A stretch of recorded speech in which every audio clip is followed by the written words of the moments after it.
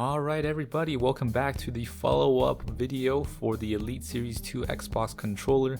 I did my initial impressions back in November and then a video about 6 weeks later, and this is now my 8 or 9 months overview after I've used it for quite a while, considering that this is my main go-to controller and Xbox is my main console that I used during this pandemic era. And so it's definitely seen a lot of wear and tear since the last video here. And as you notice, just me panning through and kind of giving a look at the controller itself, other than the dirt and the grime and some of the oily fingerprints that you see and some of the dust on it, otherwise it looks in pretty good condition. It's not new and it's probably not like new, but it's very, very close. It's in a very good condition. If you look at the rubber bindings, if you look at the controllers or the buttons itself, you'll notice that everything still works, everything is still smooth, and the finish is good, nothing is peeling off. As you can see here, the back buttons, the paddles still are very responsive, the charge still holds a very good charge. I could probably play it all day for 2, maybe 3 days before I need to go and charge it. And so overall, it's holding up pretty well, especially since I've been using it a lot lately, being home all the time these past 6 months or so.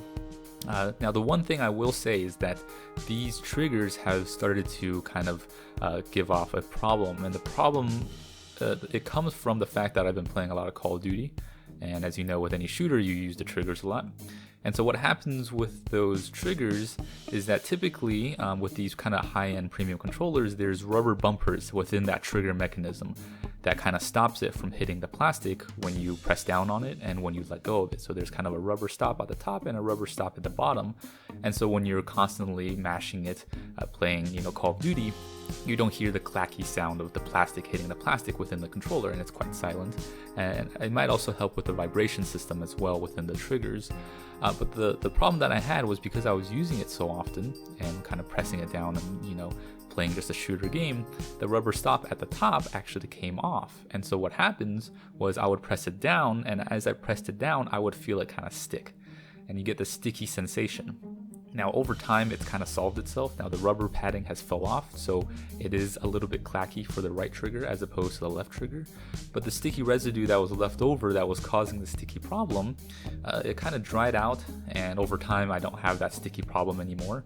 And so to me it's kind of fixed itself. I didn't have to go in and take the controller apart or spray it with canned air or anything like that. Over time it just kind of dried off, and the situation just kind of became something that wasn't really a problem anymore. But that is something that I did want to mention. The bumpers still work fine, all the buttons still work fine, everything is great. That trigger problem is the only thing that I had with that right trigger here, but other than that, it's still a good controller, so I would still definitely recommend it.